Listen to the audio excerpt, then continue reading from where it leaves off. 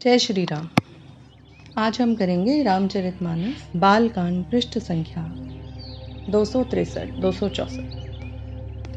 काल कवलु होई छन माही, कहौ पुकारी खोरी मोहि नाही। तुम हट कहु जऊ चहु उबारा, कही प्रताप बलु रोषु हमारा।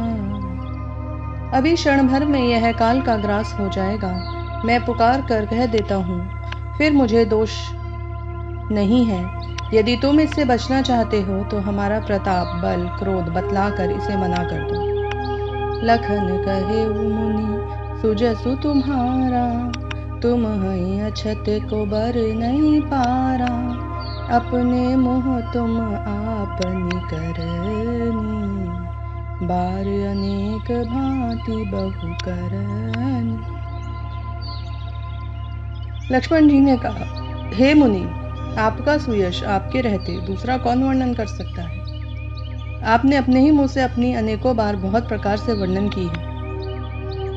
नहीं संतोष तपुनि कछु कहऊ, जनि रिस रोकी दुसह दुख सहऊ। वीर व्रती तुम धीर अछोभा, गारी देत ना पावहु शोभा। इतने पर भी संतोष न हुआ तो फिर कुछ कह डालिए। क्रोध रोग कर असहाय दुख मत सहिए। आप वीरता का व्रत धारण करने वाले धैर्यवान और शोभ रहित, गाली देते शोभा नहीं पाते। सूर समर करनी करहि, कहीं न जाना वही आपो। विद्यमान रन पाई रिपु, कायर कथई प्रताप। शूरवीर तो युद्ध में करनी करते हैं, कहकर अपने को नहीं जनाते। शत्रु को युद्ध में उपस्थित पाकर कायर ही अपने प्रताप की डीमार करते हैं। तुम तो कालु हाक जनु लावा, बार बार मोहि लागी बुलावा। सुनत लखन के बचन कठोरा, परसु सुधारी धरे कर धोरा। आप तो मानो काल को हाँक लगाकर बार बार उसे मेरे लिए बुलाते हैं। लक्ष्मण जी के कठोर वचन सुनते ही परशुराम जी ने अपने भयानक फरसे को सुधार कर हाथ में ले लिया। अब जनि दे दोसु मोहि लोगु, कटुबादी बालक बद जोगु। बाल बिलो की बहुत मैं बाचा, अब यही मर निहार भांसाचा। और बोले, अब लोग मुझे दोष ना दें, यह कड़वा बोलने वाला बालक मारे जाने के ही योग्य है। इसे बालक देखकर मैंने बहुत बचाया, पर अब सचमुच मरने को ही आ गया है। कौशिक कहा क्षमीय अपराधु, बाल दोष गुण गनहि न साधु। खर कुठार मैं अकरुण कोही, आगे अपराधी गुरु द्रोही। विश्वामित्र जी ने कहा, अपराध क्षमा कीजिए। बालकों के दोष गुणों को साधु लोग नहीं गिनते। परशुराम जी बोले, तीखी धार का कुठार मैं दया रहित क्रोधी और गुरुद्रोही और अपराधी मेरे सामने। उतर देत छोड़ऊ बिनु मारे, केवल कौशिक सील तुम्हारे। न त एहि काटी कुठार कठोरे, गुरहि उरिन होते श्रम थोरे। उत्तर दे रहा है, इतने पर भी मैंने इसे बिना मारे छोड़ रहा हूँ। सो हे विश्वामित्र, केवल तुम्हारे शील प्रेम से नहीं तो इसे इस कठोर कुठार से काटकर थोड़े ही परिश्रम से गुरु से उद्दृढ़ कर हो जाता। गाधी सुनु कह हृदय हसी, मुनि ही हरि अहहि सूझ। अयमय खाड न उखमय, अजहु न बूझ अबूझ।